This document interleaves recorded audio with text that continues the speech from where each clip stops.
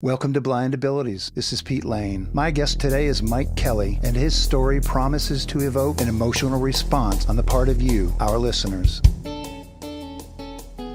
I got hit by a car. I was in traction for a couple of months, then I was in various casts.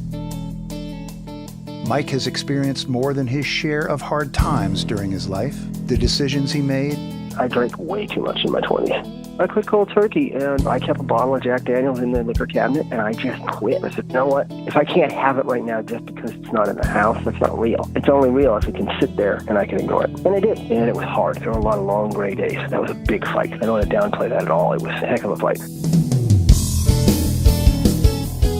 The losses he has endured. In '07, my wife passed away. The music business had broken my heart. My wife dying broke my heart. But like many of us, he found a lifeline. I goofed around with a lot of different instruments, but by the time I was 16, I was into my bass. From his early years. There was a little $19 acoustic guitar in the closet of my grandparents. I picked that up and started immediately trying to pick out bass parts. And he persevered.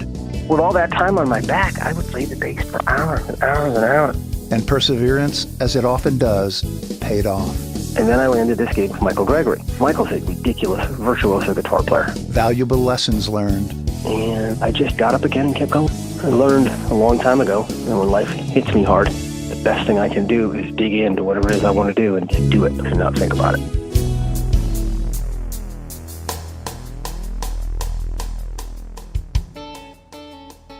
And then by far, his biggest challenge. I was stage 4 right out of the gate. For the past 3 years and change, I've been fighting that. Pause for contemplation. And I was wondering why I have to go through that. You know, after everything I've been through, why did I have to go through this? And introspection. I've had so much love from so many people. Some friends started a GoFundMe to pay for an alternate treatment because the chemo hasn't worked. People that didn't even realize cared have helped me. But his story ends on a high note. I walked into a coffee shop I frequent, and there's a little brunette with a guide dog in front of me. He turned around and we started talking and realized that we had a lot in common. We've been dating on and off for a long time, and we decided to get married. So I'm marrying Brooke on Friday, actually. We went down to the Hall of Records and we invited a bunch of friends and we did it. Family was there, friends were there. We just had a great small ceremony. It was wonderful. Couldn't ask for anything better. More lessons learned and optimism in our hearts. You have to carry on and just laugh. I mean, love conquers all, doesn't it? Now sit back and relax and listen to my chat with Mike Kelly, a consummate bassist. A fighter, persistent in his drive to fight any and all challenges, and ultimately persevere.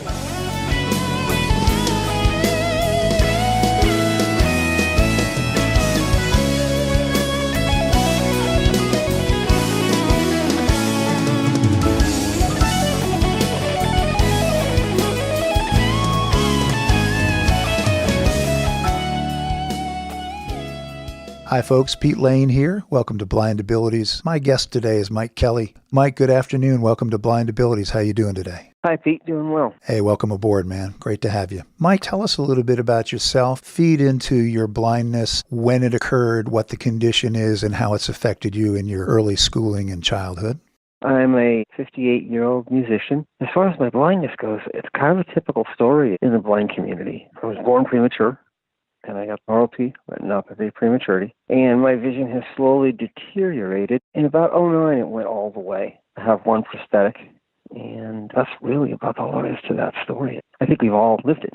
When did it start affecting you? In early childhood? Did you notice it in schools? You did tell me earlier that you went to a blind school in Illinois. Talk a little bit about that and what accommodations they made for you there. Yeah, when I was about 8, my parents just couldn't handle me. They had trouble handling their own life. They sent me up there to Jacksonville, Illinois. And I spent about 5.5 years there. And they tried to teach me. I was a very angry child, although they did the best they could. I was a little difficult, but I did gain my love of music there.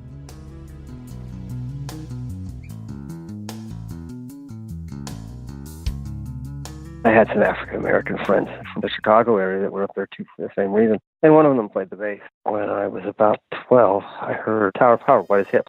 I loved that. I just couldn't get enough of it. And I goofed around with a lot of different instruments, but by the time I was 16, I was into my bass. That was what I was doing. When I was 13, my mother finally left Thanksgiving of that year. They flew me out And I've lived in California ever since. Lived with my grandparents. We got a house. You're in Northern California now? Yeah, I was actually born here. And then my mother married another man because my father was a deadbeat. And we moved to Illinois until I was 13. You were a troublemaker, huh? In the schools that I attended in Chicago, I noticed blind kids getting picked on. They were trying to placate these kids, and the kids were just running over them. So I tried a different approach. I stood up to them, and I got kicked out of 2 elementary schools. And then when my mother and stepfather put me in the boarding school, I was angry because I felt like nobody cares about me. I'm just going to do what I want. Those people in that school in Illinois were good people, and they did their best, but I was really difficult for a long time. But when I came out here, there were lots of reasons to treat my life differently. My grandparents provided a really great home. My mother finally got out from under the heel of a really annoying man. So things got much better. I attended my last year of junior high and high school here in Sacramento, and I started playing. Got some friends and started playing. That's all I wanted to do after a while. At first, I was into the bicycle thing. I was racing bikes, but that was always going to be temporary because of my vision. Yeah. And as my vision deteriorated, it just seemed more and more ridiculous. I broke my jaw. Oh, on your bike? Oh, yeah. They used to have these garbage cans that were bolted down to a concrete pad, and I hit one in a park. I was doing a stunt. I was up on the back wheel, and the pedal snapped off. And I just sort of shot off to my left and hit it instead of rolling by it. So this is in the 70s, right? Let me get a time check. So you were born in what, early 60s? 60. Yeah, 60. I was born in 60. So you were in on the ground floor of stunt riding. Yeah, the bikes were kind of heavy then and cumbersome. Right. And the stunts weren't as developed. But we were having a blast, you know? I think just about every blind person has been asked, what do you miss about being able to see? My answer is always, I miss tipping a bike into a corner, and I miss them watching a great pair of legs do what they do. Those are the things I miss, I don't miss nose rings and bad tattoos. Right. People wearing clothes that are 3 sizes too small for them. No kidding. I don't miss that, but I do miss those things.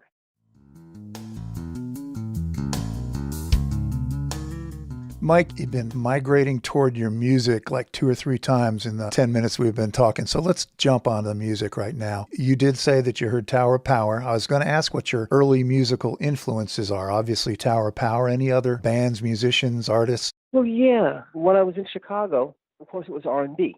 That's what my friends listened to. But when I came out here, it was really weird. I had to be kind of a closet R&B fan. Everybody was into rock and roll, especially in the late 70s. But I was sneaking around listening to funky stuff on my own time. Early influences, Tower of Power and James Jamerson. A Motown icon. I didn't know who he was at the time, but a lot of that old Motown stuff just really spoke to me. Right. It took me a long time to develop my ear. That was not a natural gift from me. I had a sense of rhythm from day one.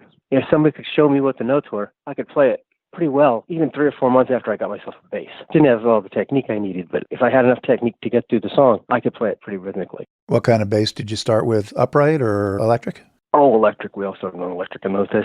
Yeah. When I was at the school back in Illinois, they tried to get me behind a piano. I said, I didn't want to be another blind piano player. What a cliche. To this day, I just laugh at myself because, Stevie Wonder and Ray Charles is still some of my favorite artists.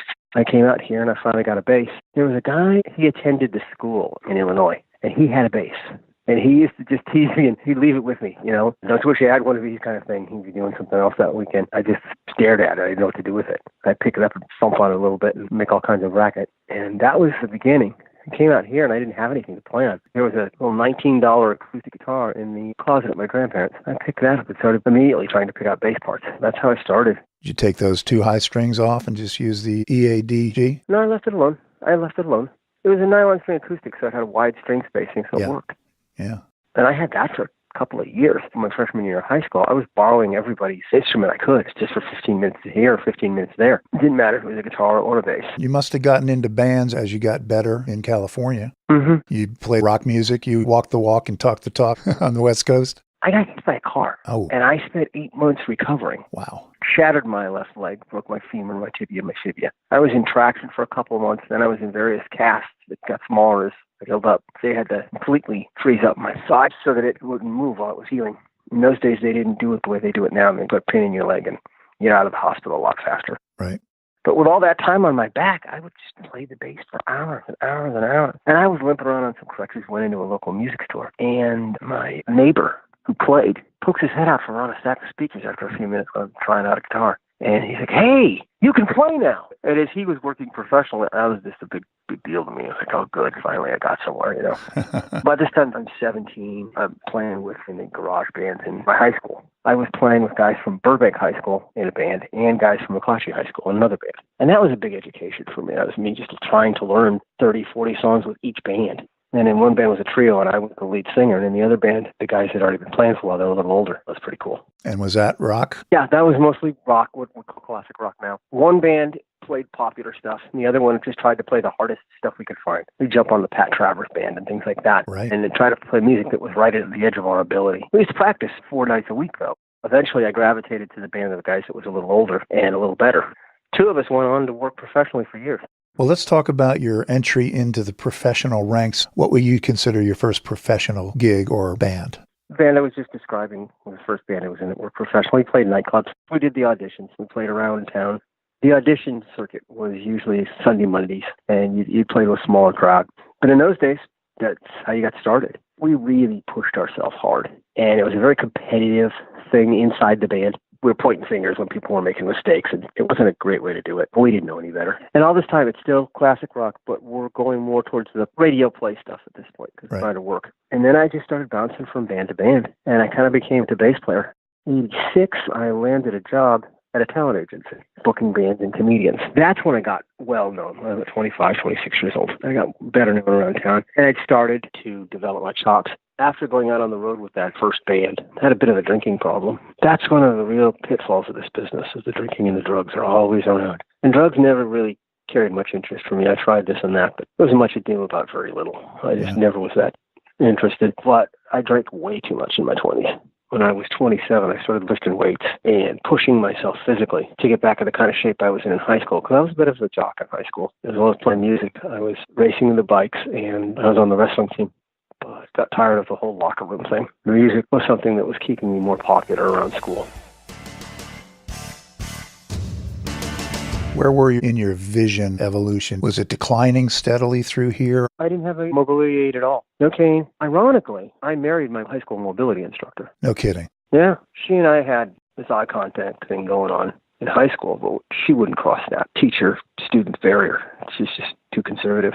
Mm-hmm. And the day I got hit by the car, I told her how I felt about her. I was 16 then, and she went home and ended her marriage. It took us a while to get back together because, of course, I was in traction and all the rest of that. Mm-hmm. I was 17 when we got together. She was fantastic. I mean, she encouraged me. When gigs were short, she supported me. As I was pushing on, trying to get my act together, she was there for me. And then about 10 years later, when I was 27, we decided to marry. I needed to straighten my act out. So, like I said, I started lifting weights and studying the bass, studying music much more intensely. I pushed on through those early problems. I don't know what she saw in me in those days. I swear, to this day, I just laugh. Did you actually come to grips with your drinking problem and quit cold turkey? Yeah. Did you jump on the program? I quit cold turkey, and at the time, she thought it was strange, but I kept a bottle of Jack Daniels in the liquor cabinet, and I just quit. I told her, I said, you know what? If I can't have it right now just because it's not in the house, that's not real. It's only real if it can sit there and I can ignore it. And I did, and it was hard. There were a lot of long gray days. That was a big fight.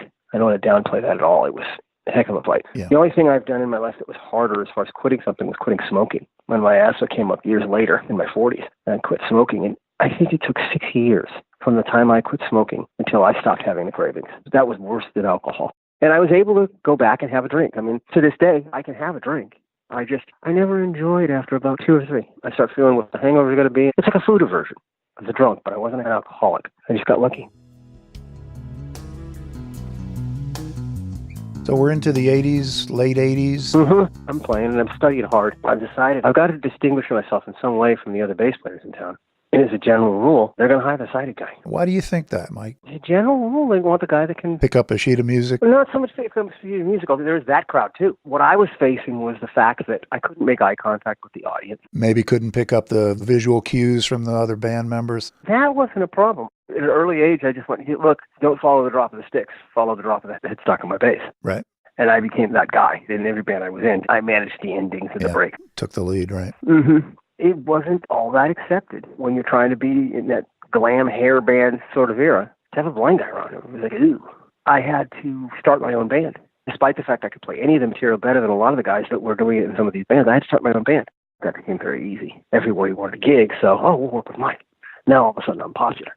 you know. Right. That was a time when the business was really brutal to me, but I pushed through. At that point, I didn't have anything else I wanted to do. I didn't want to go back and retrain. I did go to college for a while thinking about doing something else, but I was playing in 2 or 3 bands. And I did something a lot of players wouldn't do. I was playing any music. I'd play in a country band one night. I'd play in a pop band, the next night, and then what was considered metal then, is now more pop. Another night, it was just whatever worked, you know? And all that time, my love of R&B was percolating in the back. By the early 90s, I'd accomplished something. Technically, I'd started to separate myself from some of the other players. I could clap, I could tap. I think I have to explain tapping to the average person. I've learned to play a separate bass line with one hand and play chords or a melody with the other hand on the bass. And there were some extreme bass players, guys like Stu Hamm and Michael Manning, that were early proponents of that. It started with the whole Eddie Van Halen thing, running the hands up and down the neck, tapping single notes. And what I discovered is that I could drop chords with one hand and play a bass line with the other, and play in a trio where you made more money because you had fewer people to pay, and drop the chords behind solos and things like that. And that was in the early 90s. And then I landed this gig with Michael Gregory. Michael's a ridiculous virtuoso guitar player. Absolutely. He'd be embarrassed to hear me say that, but he's not here, and he has less palsy. Yeah. And we'll be playing several of his clips and your clips throughout this interview. I'm sure our listeners have heard him by now, and they agree with you.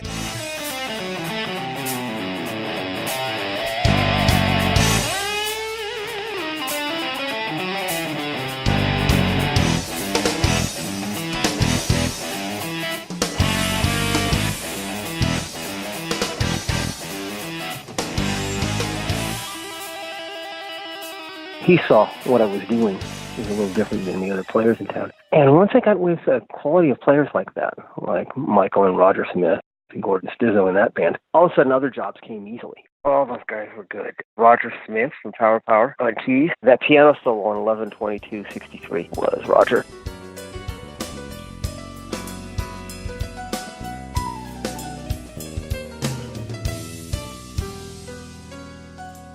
And he's still playing with the TLP to this day. Musicians would come out to see us. We had what I consider a better class of people come see us, in that they came to see the music, not just to dance and pick up the opposite sex.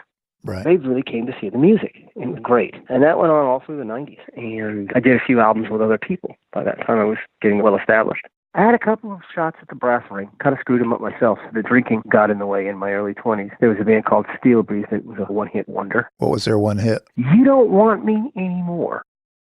You don't want me anymore. It was popular about 1981, and I had turned them down, which was silly. But I just thought I was more than I was at that time, and they were older. They didn't really feel I was clicked with them. So I felt like I was going to wind up being temporary anyway, so I just passed on it. There's a band called Cake that has been very popular with a crowd maybe 10 years younger than I am. I was offered an audition with them, and I didn't even go to the audition. Passed on it. I was playing with this ridiculous fusion band, and I didn't see any reason to go play what amounted to me to be C-spot run music. But, of course, that's what's popular, and they took off. 4 platinum albums later, here I am sitting talking about it. The only thing I ever did in the late 80s and early 90s is I played with the Drifters. No kidding. One of the original Drifters lived in Rancho Cordova, which is a suburb of Sacramento. I played with him quite a bit for about 3 years. I think he retired. That's about as close as I came to the brass ring. Good stuff. So we're into the 90s, and you were with Michael Gregory for a number of years in the 90s, right? 7 years. 7 years. I met him in 91. He started playing almost immediately. At the end of 98, Michael moved to Nashville. Roger joined Power, and the band just sort of melted. I had other projects I was on. I was playing with a band called Symposium that had a hit in the jazz charts. That went on for a few more years, and my wife became ill. And I kept teaching, and I quit playing. In 2002, I just gave up gigging. It's so hard when you have real problems, when you have somebody that's got a real issue, right, like my wife had, to put up with the lifestyle that I was living at the time. And I wasn't really a part of it anymore. I was just working in that situation, I wasn't much of a partier then. I quit all the bands I was in, stayed home during the day, and just taught for a long time. That went on for about 5 years. In 2007, my wife passed away. When she passed away, some friends just dragged me back on stage. They're like, you can't mope, you got to just do this. And they're good friends. And I've been just bouncing from band to band ever since. I've done a lot of tribute bands. I'm playing with Michael again. That feels good. We've been playing together for a year now. But it's fairs and casinos and things like that. Right. It's not like there's anything there that's going to take me to another level of it. That almost doesn't exist anymore. Yeah. The music business has changed so much. It's not a very lucrative business, and you have to find a niche, and the tribute bands pay well. So you said your wife passed in '07 and your blindness pretty much kicked in '09. So how's that transition? Because you're getting back into the music around that time. How was that different with your declined vision? You know, I don't think it affected me as much as it affected a lot of people. After going through the loss of Becky, I don't know, I grew a thick skin. I've watched people lose their vision and panic, and I don't blame them. It's a scary process. Mine had already gotten so bad, and I'd been through so much, I just didn't care. So it wasn't as much of a trauma for me. Well, you'd been through hell and back. Pretty much. The music business had broken my heart. My wife dying broke my heart. And I just got up again and kept going. I learned a long time ago that when life hits me hard, the best thing I can do is dig into whatever it is I want to do and just do it and not think about it.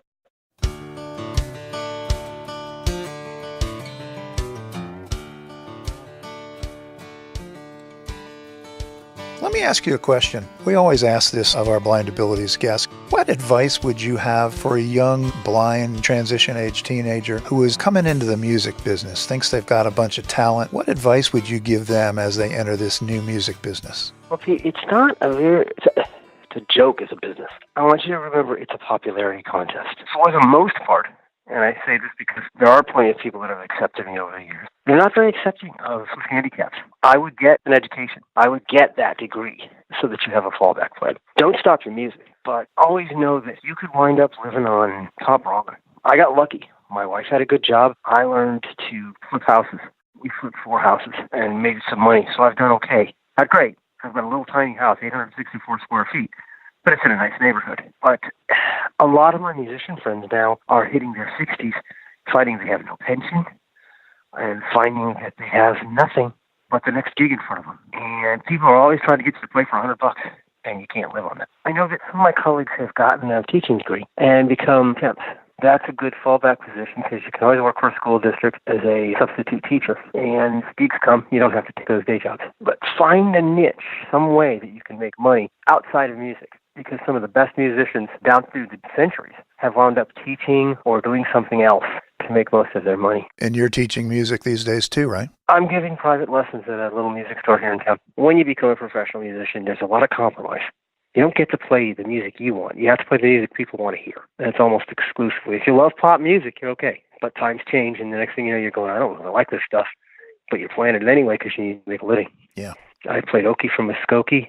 And I played some Metallica tunes. Whatever you got to do to bring in a check. Country tonight, hair band metal tomorrow. Mm-hmm. Yeah, you never know. And jazz when you get a chance, and some R&B. When I get to play what I want, I'm happy. I tend to charge more when I don't get to play what I want to play. It costs quite a bit to get me to play country music these days. I bet. Good for you. Yeah, some of those bands are pretty good, but it's just not my cup of tea. Yeah. Well, Mike, talking about going through hard times, you're going through some hard times right now, aren't you? Oh, yeah, I've been fighting cancer since 2015. September 2015, I was diagnosed, and I ignored the symptoms for a little while. So by the time I found out that I had cancer, it had metastasized. So I was stage 4 right out of the gate. And for the past 3 years and change, I've been fighting that. And I was wondering why I have to go through that. You know, this has been a theme just recently in my life, just in the last few months. With everything I've been through, why did I have to go through this? And I think the jaded attitudes that I had for so long about people needed to be corrected. And that's why I'm going through this, because I've had so much love from so many people. Some friends started a GoFundMe to pay for an alternate treatment because the chemo hasn't worked. And that's all that's been indicated to this point for the doctors for me. No surgery, and they haven't wanted to do radiation. And I've had quite an experience with some of my bandmates, people who I didn't even realize cared, have helped me. Last summer, during the whole season, by the time we'd finish a gig, I couldn't move my gear. I was exhausted. I'd just be sitting on a drum throne, rolling chords. In the past, I told you how things were. It was very dog-eat-dog. And these guys know it's not been like that. They're grabbing my cabinet. It's a 100-pound speaker cabinet, dragging it off and throwing it in the truck for me, you know? That's been going on now for a few years. And I'm going to try to do it again this year. I suspect this will be my last season. So your friends came back and showed up for you and turned it back around? Yeah, a couple of friends from old bands, just old friends, and some new friends. I don't know if I've gotten better at picking my friends or what, but people have started to be a lot different towards me. Mike, it might have been that, deep down inside they saw who was really Mike Kelly all along. And maybe your recollection of how you treated them isn't really accurate. Maybe you were good to them and they saw it. Some of them, I think you're dead right. I got over myself a long time ago. I think every musician goes through a period where they think they're all that in a bag of chips. I got over that early in my 20s. Yeah, although sometimes I think back to what a jerk I was at times. That was an awful long time ago. So we're talking about lung cancer? No, this started in the colon. In the colon? Metastasized to my liver. Metastasized to your liver? Yeah. And last PET scan I got, they couldn't find any cancer in my colon, but the liver is just inundated. I'm in danger of that shutting down. That's my biggest hurdle right now. I'm not too freaked out about it. It is what it is. We live as long as we live, Then I sleep a lot more. When I've got the energy, I get up and try to maintain my house. I own a house, although I have to admit I'm paying somebody now to do the outdoor work. Is there any hope in sight as far as liver transplant, anything along those lines? No, I don't think so. I'm trying alternate treatments now. I'm not even going back to Kaiser. I've got an appointment on Thursday I'll probably ignore. A lot of water with a lot of lemon in it. And what is that stuff called? Turmeric, iodine. There's a powder I'm taking, a supplement. And I can't remember the name of it right now. I'm doing the chemo brain thing that I'm taking. And these things are all supposed to shrink the tumors. And we'll see if they do. We are pulling for you, my friend.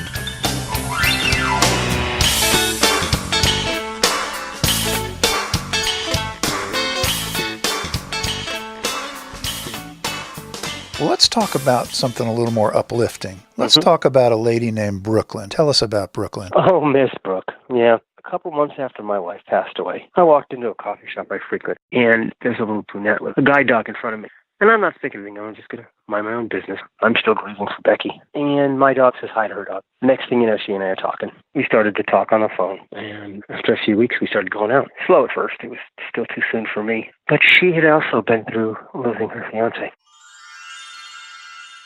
Let's meet Brooklyn. I walked into a coffee shop. Like he said, our dogs introduced each other. I went up to stand in line, and his dog turned around and was staring at mine, and they both kind of said hi, and then he turned around, and we started talking and realized that we had a lot in common. We both had a loss. Both of our mates had passed away, and ironically, I think his wife passed away that day 3 months prior, and then mine passed away 2 years on the day before. I know, we understood each other that way. And she's a lot younger than I am. My wife was older than I am. She was 13, almost 14 years older than me, but Brooke's much younger. We just kind of started talking. One thing led to another. The funny thing is, he wasn't sure if he wanted to, pursue me or ask me out, because I didn't order a beer right away, so he was like, she might be too young for me. My girlfriend that we were hanging out with, she had gotten accepted to Leeds, and 2 weeks after she left, that was it. Mike and I were inseparable. We've been dating on and off for a long time, and we decided to get married. She's crazy. I told her it's very sweet. It's a tough thing she's going to see. If I can't beat this, she stuck with me. She stuck by my side through all of it. Let's see, we got together in 2008. And in 2015, I found out I had cancer, and I said, go. And she just, no, it's okay. You like beat this. And if you do or you don't, I'm with you. Knowing that I had gone through this before, and he'd gone through it himself with his wife that he'd been together with for a long time, over 30 years. When he got diagnosed, he looked at me and he said, just walk. He said, if I were you, I would just walk. He said, you're too young to deal with this.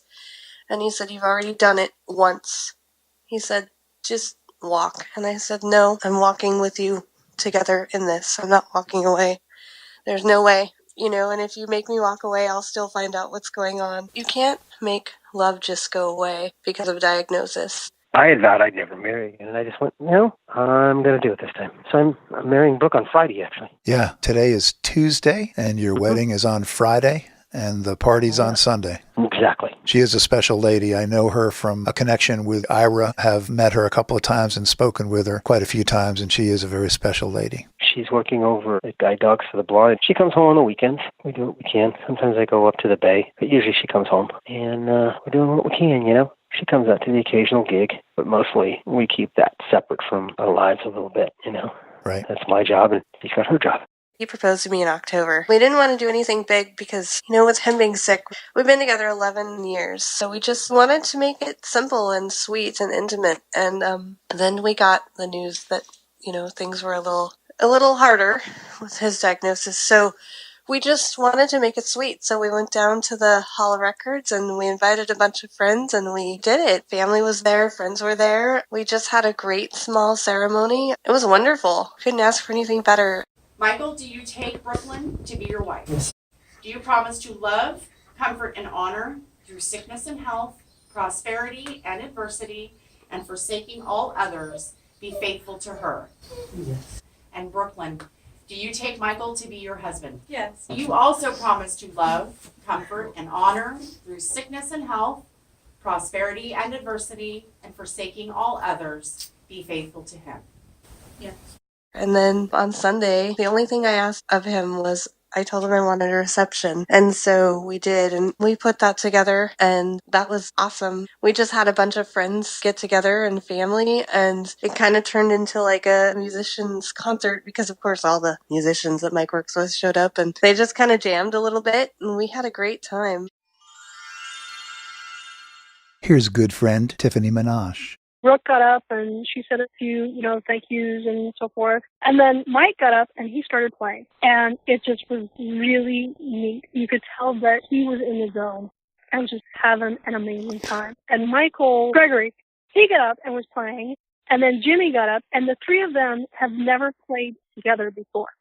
Never practiced before, never done anything together before. And it was like they'd been doing this for years. And it was just beautiful. He said, I felt like I was in hog heaven. I'm having so much fun playing with these guys. And he was grinning from ear to ear all night long.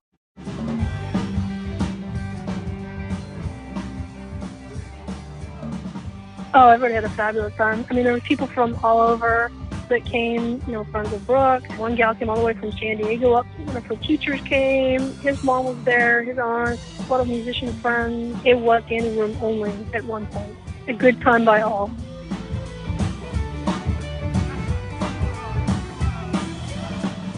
It was standing room only. There were people going, we love you, but we're going to go, so that way people can sit. It was wonderful.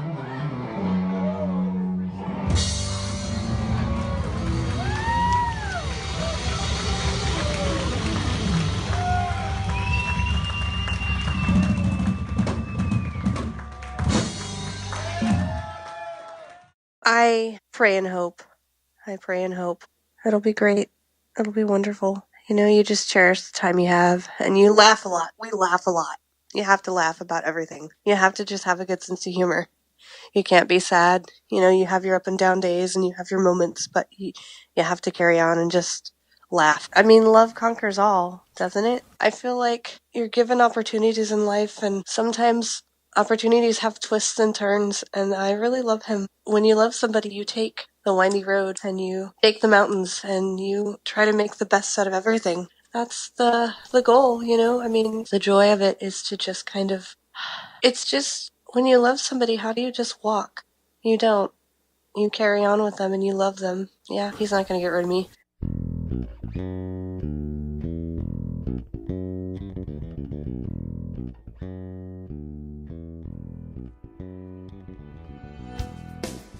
Well, Mike, we really appreciate you sharing your story, your musical career, and most recently your diagnosis. But then the great news that you and Brooklyn are going to be connecting, and nothing but good can come out of that. Once again, my friend, thanks a million for sharing your story. Your musicianship is very impressive. And as I mentioned earlier, we've been playing clips from the Michael Gregory Band throughout this interview. Our listeners can clearly tell that you're a talented guy. You've been through quite an ordeal throughout your life, and most recently a challenge that you've got to double down on and fight as hard as you've ever fought in your life to beat. But we are pulling for you, and we have every faith in the world, Mike, that you will beat it. So we wish you all the best, and we're praying for you too. Well, thank you. It's my Mike, pleasure. It's our pleasure. Thanks again, Mike Kelly. You have a good day, and hang in there, buddy. All right.